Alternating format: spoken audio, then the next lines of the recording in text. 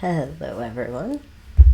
Welcome to today's episode of Skin and Spokes. We'll do a quick check-in. I've changed I have not started the captions. That's where we'll start.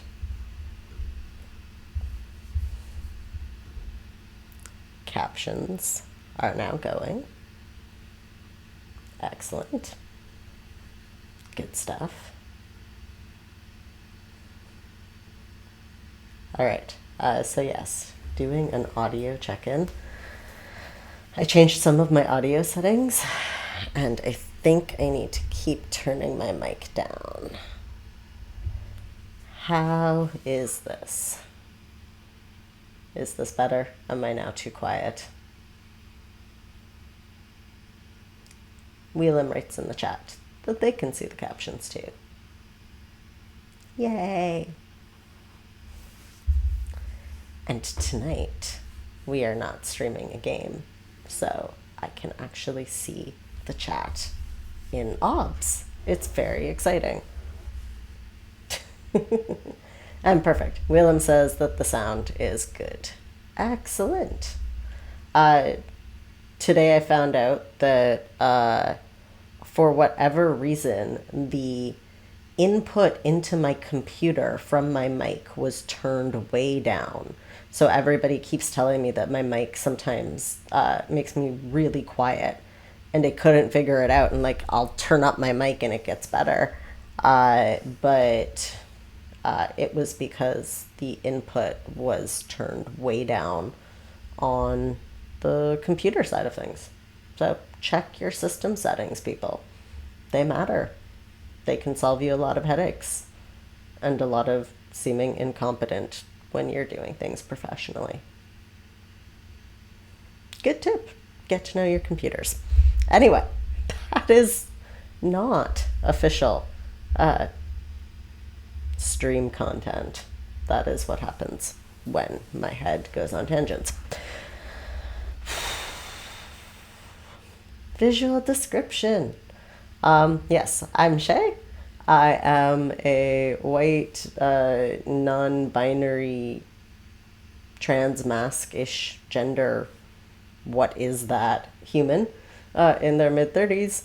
I have short, curly brown hair. It's really curly and long on top, really closely cut on the sides.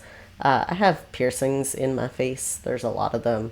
An eyebrow piercing, a nostril piercing, cartilage piercing on one ear, and big gauged piercings in my lobes. There we go. That's what all things are called. As per usual, I am wearing a black tank top against a medium gray background. It's a little bit crinkly today. It always is, but more so than usual. More you can see that there's waves in the fabric today. That's what I'm getting at. Experimenting with different places of where it's kept flat and where it's wavy and how much I care on any given day. There's a lot that goes on in this room on any given day, and so the background moves around basically every single day, and I don't fix it that often.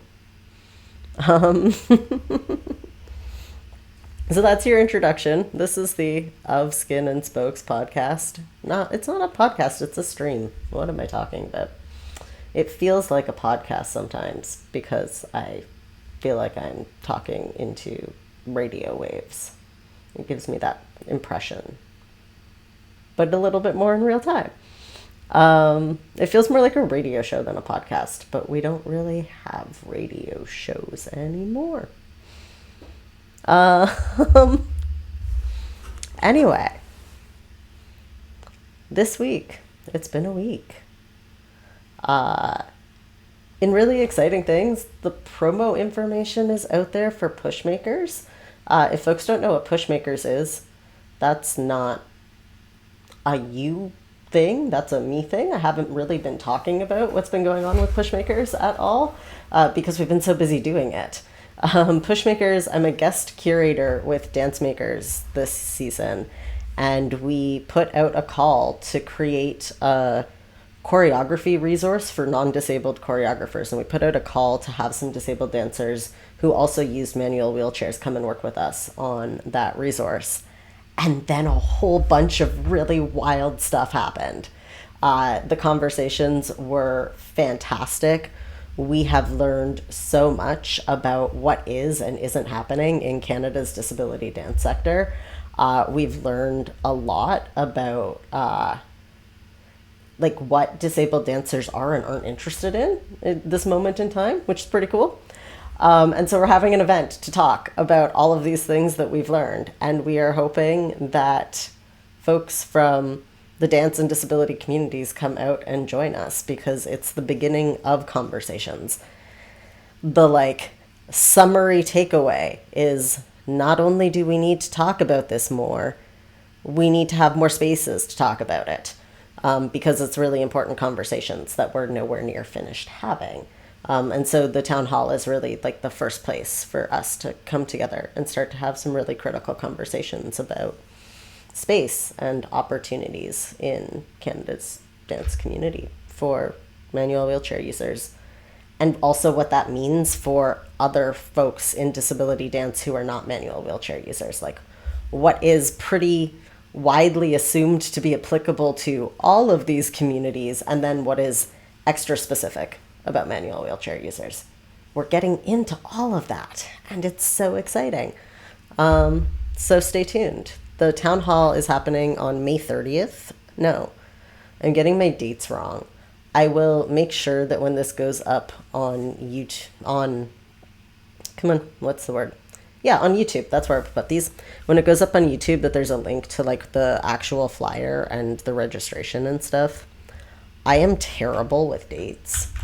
I'm going to put the link in the chat now for folks who are here and now and watching it on here. I think that the chat times with replays as well. So I'm going to try and get that worked, but not paste. Okay, give me a second. I apparently have to type it out.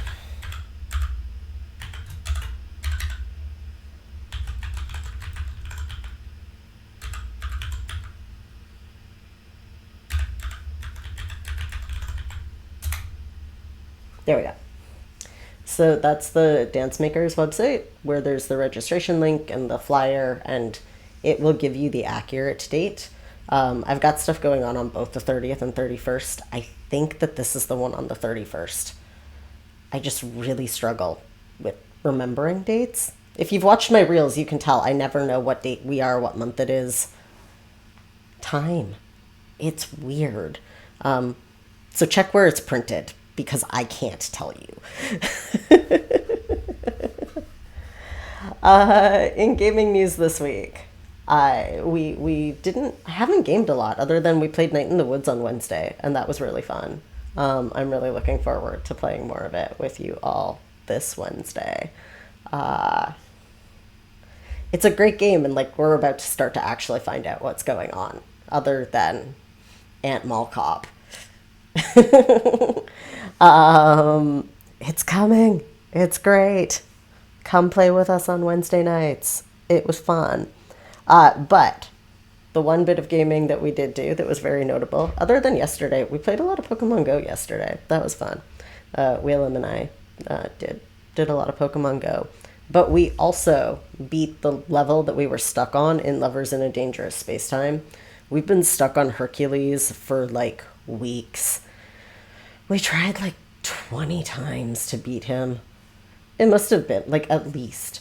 And we kept getting to the point where like they split apart, and that's the halfway point in the battle. And we kept getting there, and it just wasn't working. We died, and we died, and we died, and we died, and we died. And then we finally pulled up video for how to do it. And then we died less. And then we still kept dying. Like, even after we knew how to do it, we still kept dying. But then eventually, we figured it out. It was wonderful. Persistence. It eventually pays off, even if it comes in 5-minute bursts until your hands want to cry because of all of the button smashing. One day, we will have adapted controllers one day. Um, until then, we will continue to cry at boss battles.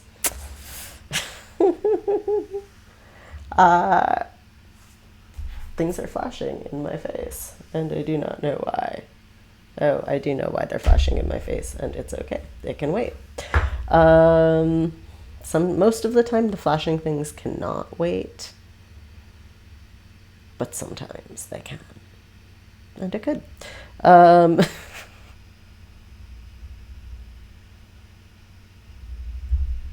What was the talk about? Oh yeah, there's like a lot of really exciting stuff coming up. Momentum is moving on the video game I'm developing again, which is super exciting.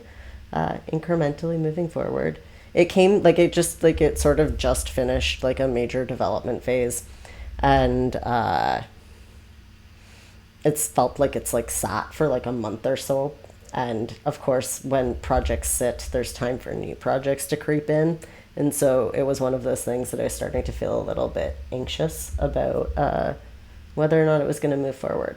And now there's like actually a clear pathway for where it's going. And that makes me really excited. With hopefully like more news to come about other opportunities that I'm waiting to hear back about. We'll see what happens. Getting into things is complicated. That's a recurring theme here.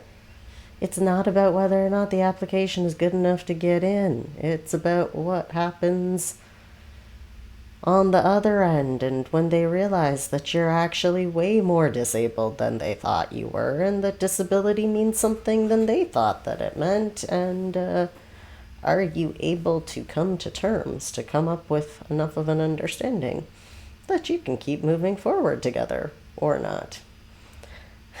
Recurring theme of being disabled. Woohoo. Yeah, so there's a couple of like applications that have gone in, waiting to hear back from, about to go in. It's good stuff. Stuff is moving forward. It's really exciting. Yeah. So that's like my week update. Anybody else have updates they want to share about their weeks before we start talking about being disabled in public?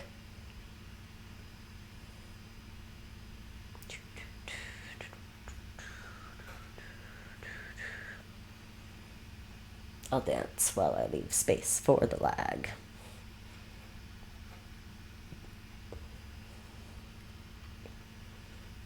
If you are not able to see the dancing is me slowly shifting back and forth while kind of bobbing up and down.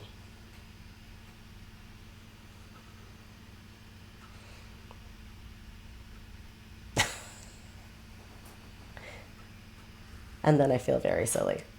And I laugh. All right, cool. So, let's talk about being disabled in public. Oh, probably going to be a recurring conversation. Because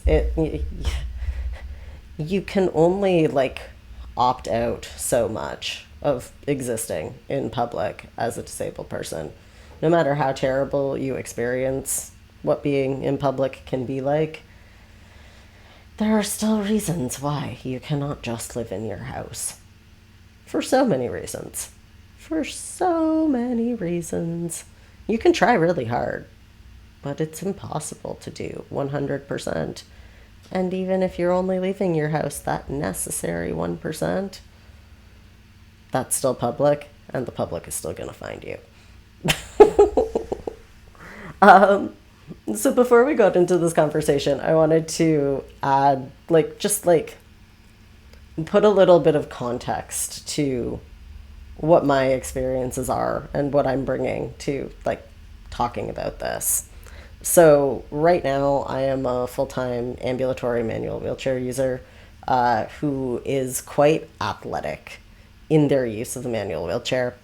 I do pretty ridiculous dance stuff. And it means that, if something is up high on a shelf in a grocery store, I'm going to climb the shelves before I ask somebody else to help me, especially if there's not somebody, literally standing right there. It's easier to just climb the shelves kind of manual wheelchair user, uh, which is like a very particular kind of manual wheelchair user, and it influences some of my opinions. So naming that's important.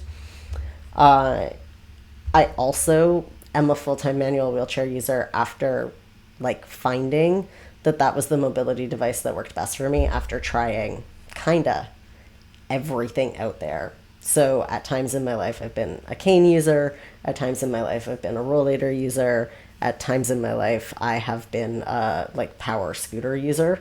So like that full sort of gamut. About the only thing that I haven't used for a significant period of time is a proper power chair, because they didn't think that I needed seating when I needed power. So we went for a scooter instead. At this point in time, like what I should have but do not have is that I should have a power assist of some kind. And wheel adds and forearm crutches. Honestly, no. Forearm crutches did not work for my body. I was too short for them. I can use them in like little bits and pieces, and like there will probably come a time where I will use them to maintain the bit of ambulatory walking that I have, because like that's the only scenario in which they would be useful for me. But the way that I experience walking is that I'm not unsteady, like walking for the most part. I don't really require a gait aid. I just hit a wall. And like I can walk perfectly fine until I'm basically just on the floor. And there's no real graduation between it. And that is why I don't walk. And so for a while, a cane used to be enough to keep me from falling on the floor when that happened, at least until I could find somewhere to sit and recover. And then progressively it got less and less able to do so. And Wheelam says custom from side sticks should be able to go short enough. Yes, but custom from side sticks is like $1,000, and $1,000 for something that is not high up on the priority list at the moment is just not. The fact that it can exist does not change that it is not a tool that I currently use. And Wheelam says, I know, it sucks. Right. That reminds me. Next week, we're going to talk about the Canada Disability Benefit, because it's budget season, and that was what I originally wanted to talk about today, and I got distracted and moved to talking about being disabled in public because of something that happened yesterday. But next week, we're talking about the Canada Disability Benefit because that's so relevant to the conversation that we're having right now, where Wheelam adds so much money for DME. Yup.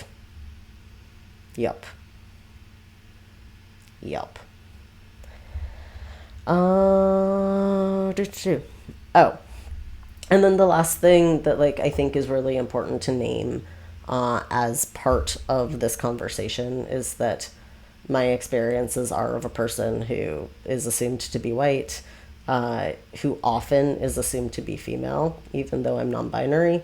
And so there's also the at times some of the things that I experienced were influenced because people read me as female when they were happening, and also at times things that I experienced were influenced because people couldn't understand my gender when they ran into me, and that there is both misogyny and transphobia interwoven into my experiences, and often not so much an assumption that there's racial motivation underlying my experiences. But queerness, I am also very visibly coded as queer. So I stand out. I stand out in some ways. There are other ways in which I blend in. But particularly with being a visibly disabled person in public, I am noticeably visibly disabled. and like have definitely experienced like different forms of being visible that bring different responses. But a big chunk of, hold on, I'm actually going to take a drink before I keep going with my very hot tea.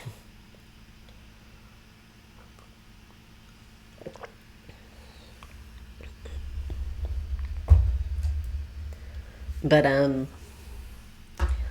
a big chunk of why I've been wanting to talk about being disabled in public is because there's a couple of like there's sort of like there's a bunch of places where it's coming up as relevant in my life at the moment, but in particular a contrast between this experience that Wheelam and I had going out yesterday, and there's this public art production that I'm in the that I'm in the middle of having conversations about being involved with, going well, probably like all going to work out, but until contracts have been signed, it's not like I'm gonna like name it or say that it's a for sure thing. But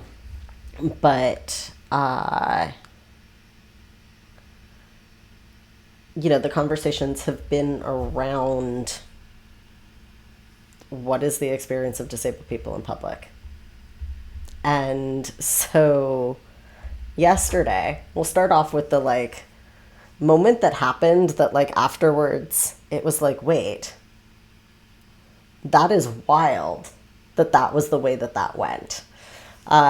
So yesterday, Willem and I drove out to Niagara Falls and drove to. Well, we wanted to film. We wanted to do some filming. We've been starting to dance together a little bit, and so we decided that we wanted to do some filming. Just go out, play a little bit. We're both just starting to get back into it. Like with doing Pushmakers. Pushmakers is leading up to us doing some teaching.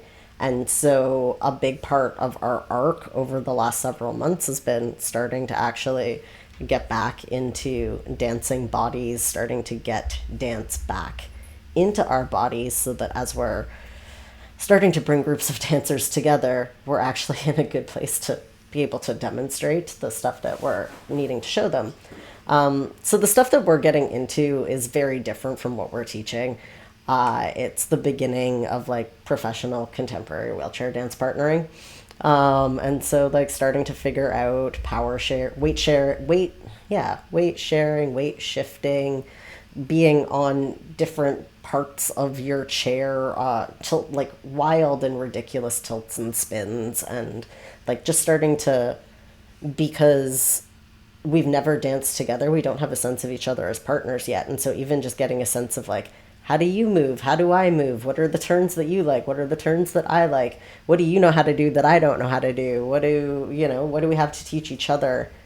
We're in like the very beginning stages of figuring that out and dancing in like 20-ish minute chunks.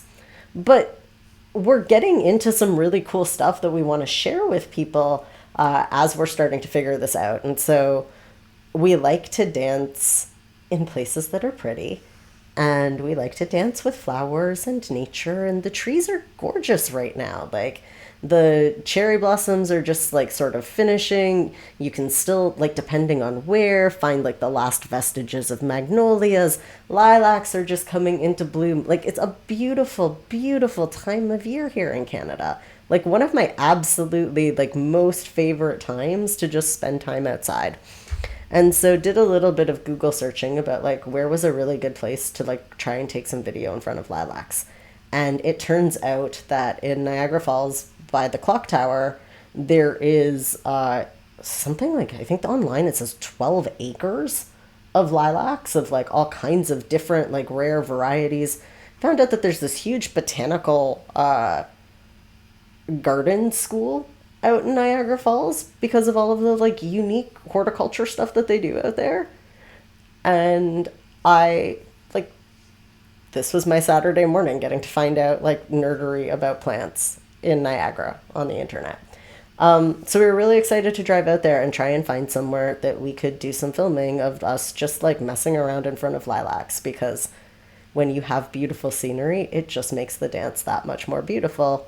And we get out there, and what they say nowhere about these 12 acres of lilacs, there is not a path to be found through them. You pull into the parking lot is crushed gravel. Um, it was absurd. I was so mad. I was so mad that nowhere did they say this is all grass and there is no pathway through here. It's not that hard to just write that somewhere on your information. Because had there been you don't even need a huge paved area to be able to like allow disabled people the experience of being immersed into it. If you have 12 acres of lilacs and not one pathway that disabled people can find themselves immersed in that and get that same experience, like, come on. Niagara Parks, do better. Like, seriously, do better. But anyway, all was not lost. We traveled down the road to the Butterfly Conservatory and the Botanical Gardens. But like also there too, like the way places then where there were pathways that disabled people could get into were not pathways that really allowed people to be immersed in a natural environment. Come on. Disabled people can be immersed in natural worlds. And Willem's putting the link to the information about the Centennial Lilac Garden and that there is no access info on their website. Apparently we're going to have to be doing some tagging on the YouTube descriptions.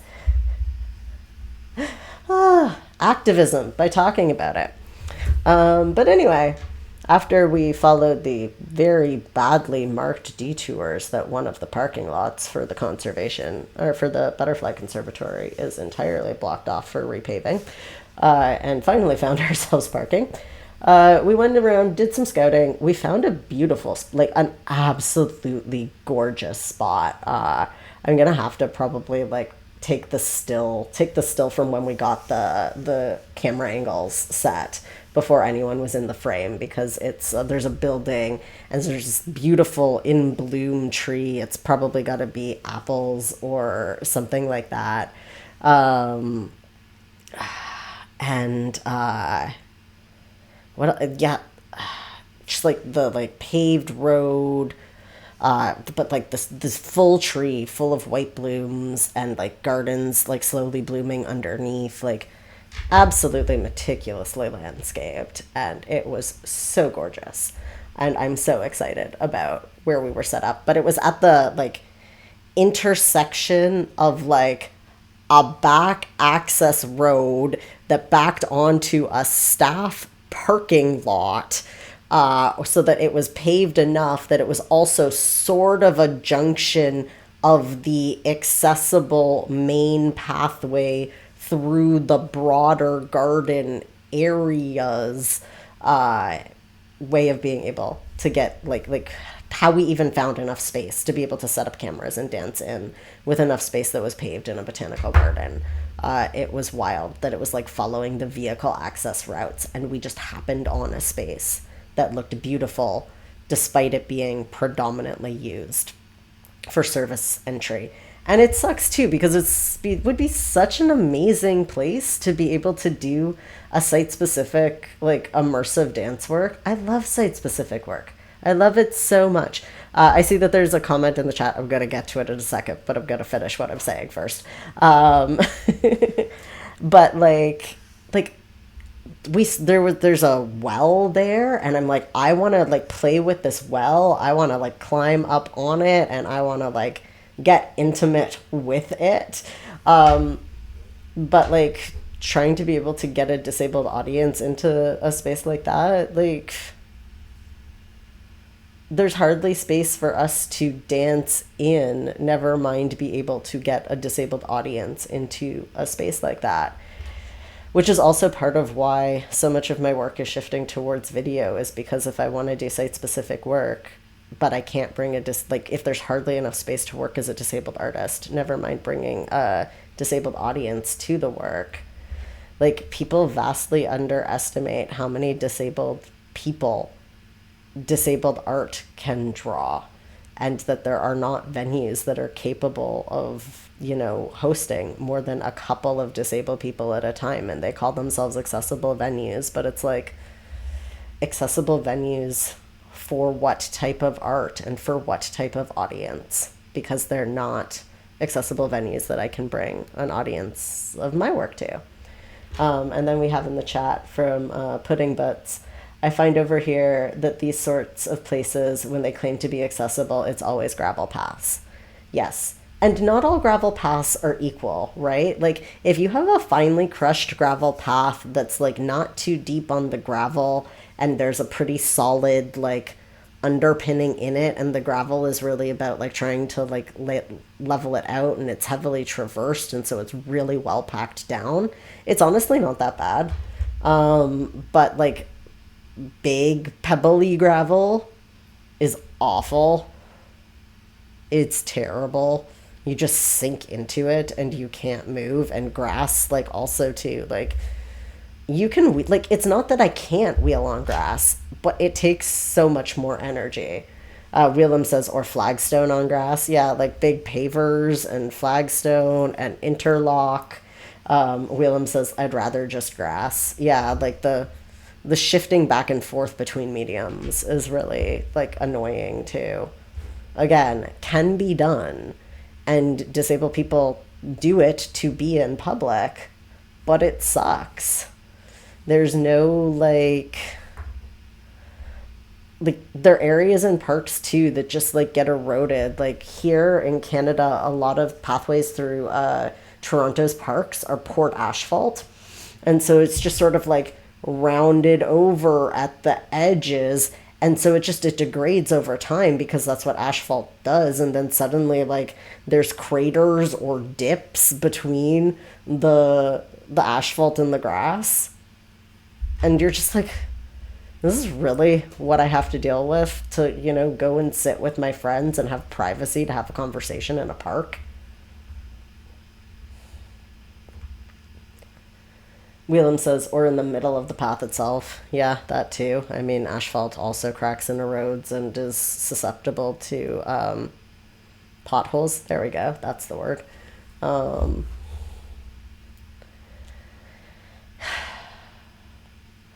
A lot of, like,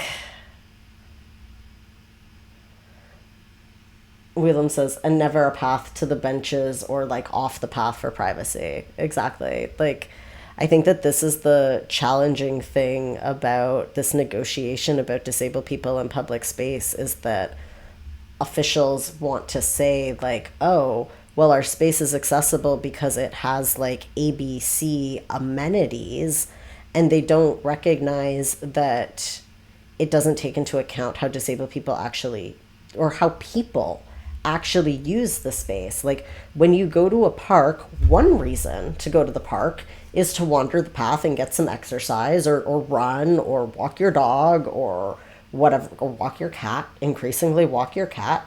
Bizarre, but go for it. Cats deserve outside time too. I'm not knocking that. But they're but also they are congregate spaces. They are spaces where like families go to barbecue or have reunions or have special moments in their lives and celebrate something. You can, like, how often do you have informal celebrations in the park? How often do you go to watch the birds or watch the sunset? Or I like plants. I freaking love being able to wheel along a pathway and be like, I know what you're called. I know what you're called. That's, wild grape, and that's strawberry, and here's these flowers, and here's that. And whoa, I didn't know that this plant grew here natively. I've seen it in, this context, but never that context. But like, those pathways are, more naturalistic, and so we can't put down an excessive I I'm gonna be like, like I'm gonna pick an example of like Downsview Park being a really great example of a park that has significantly forested areas that are entirely inaccessible. The rest of the park is phenomenally accessible. Like, there's so much that you can do and see getting around on the wheelchair accessible pathways, but you can't actually get the full experience of the park. And as a disabled person who is really sensitive to like long stretches of time in hot temperatures, only really predominantly having access to those field, open, poorly shaded areas is not accessible. Wow. We have strayed far from talking about where we were going about disabled people in public. This is still disability in public, but just goes to show how broad it really is.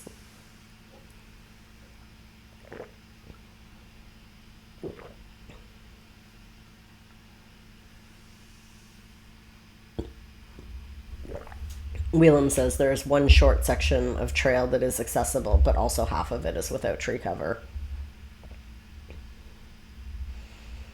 But like, this is, like it's endemic. Like, it doesn't really matter where you go. I, I'm sure that it doesn't matter where in the world you go. And I think that it's just like, it kind of goes back to exactly what we were talking about at the beginning of today's episode when we started talking about the forearm crutches, where, uh, what am I trying to say?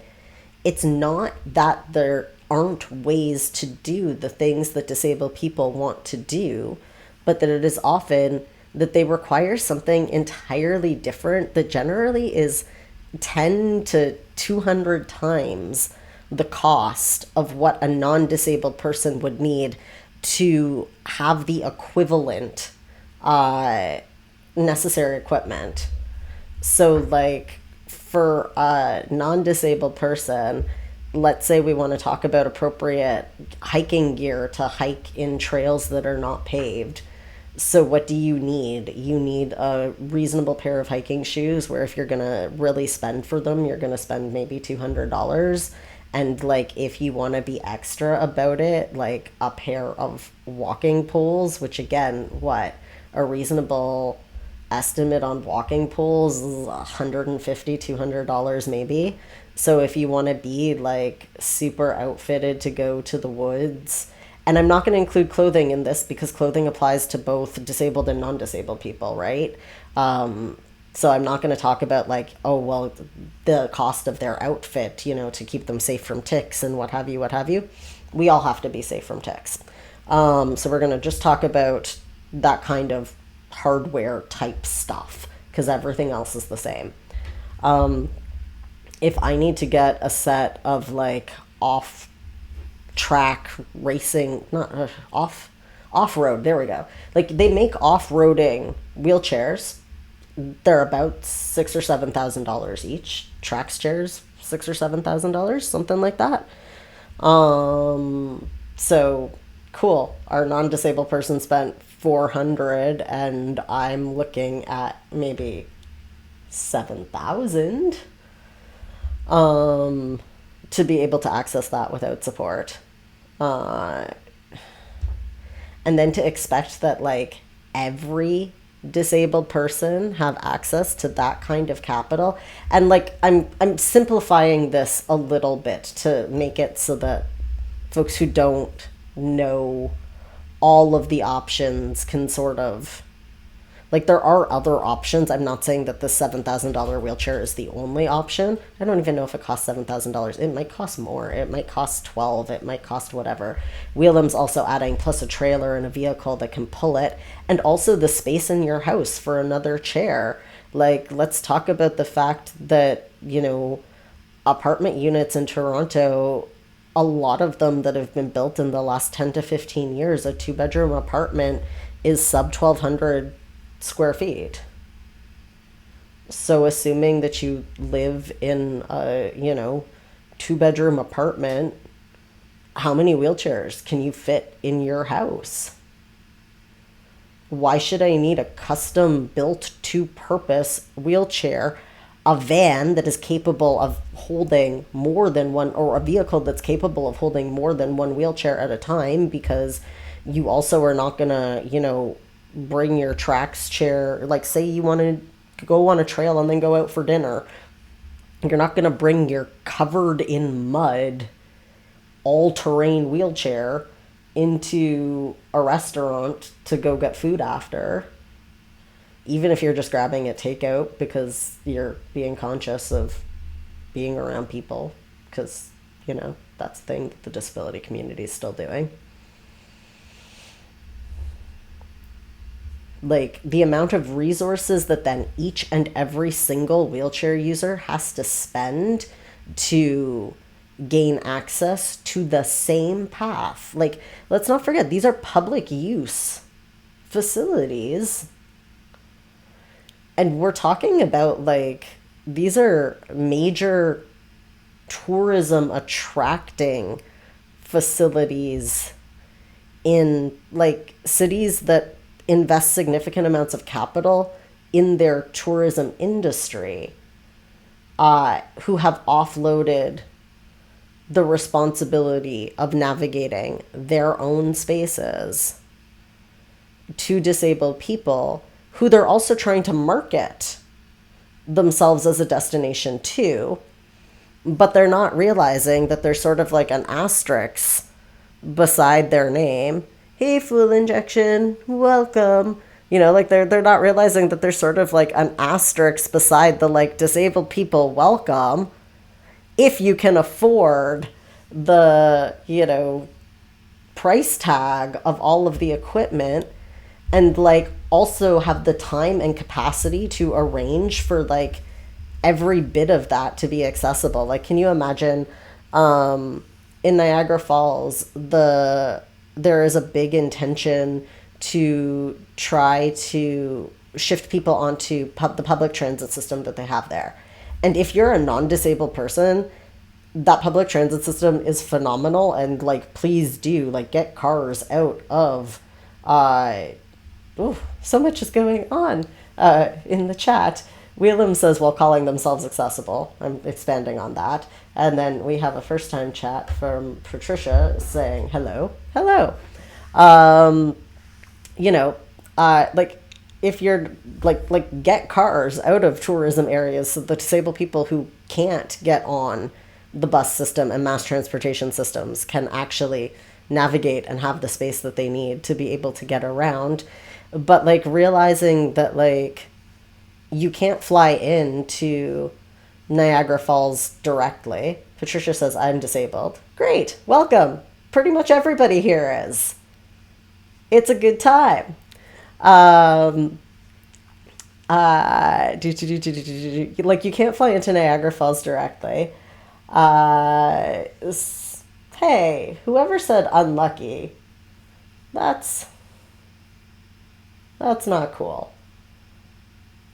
No sense of smell? Yep, it's a thing. Senses don't work. It happens. Brain. Where am I going here?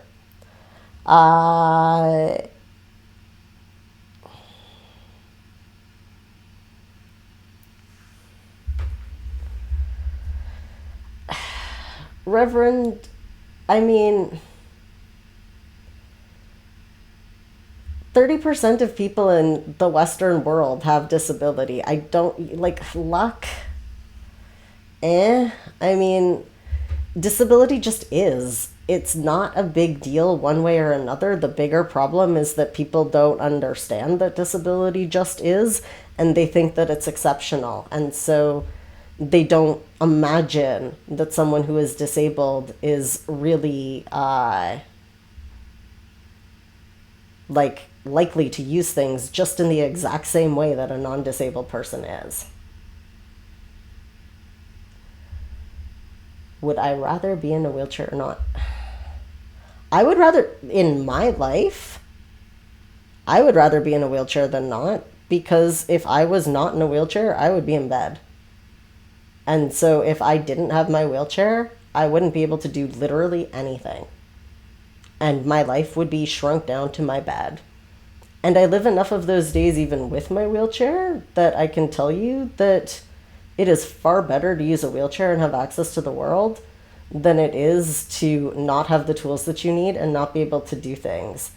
And that's really like what we're talking about here. You can go on my Instagram and see pictures of me in my wheelchair. There's photos and images and all of that. You want to play a troll game, you're not gonna get very far with it. Have fun. My chair is black. You can go on my Instagram. My Instagram's linked in here and see pictures of me in my chair. It's not a big deal. It's not a secret. It's not a anything.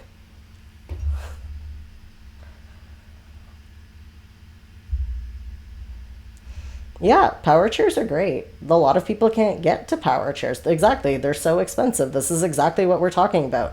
We're talking about what is the difference between like a publicly funded system that imagines that disabled people want to use public space in the same ways that non-disabled people use public space versus asking for disabled people to pay for their own individual specialized equipment to be able to access every individual thing that they do. And this was part of what I was trying to say as everybody started coming into chat and like, hi, welcome, I'm excited to see you. But like it's talking about like what is the space and resources required if you have to travel with 3 different wheelchairs, for example. You know, like when you have sports teams that go, and it happens all the time. Like there's instances, I think within the last, you know, I'm sure if you look within the last 6 months of like teams, oh boy. Okay. So there's clearly something going on where a whole bunch of folks came in for the first time. And I'm going to stop and hold things here because there's a lot of things going on in chat that are like really not okay to be going on in this space. And I think that we are hitting the point now where I am actually going to end this chat now. Because I'm not comfortable with what's going on in the chat, and we're going to have to take some time to put some moderation stuff in effect so that this can be a space where people are okay, because there's really a lot of stuff that's not going on and okay right now. So goodbye until we can make this a space, a safer space to have this conversation.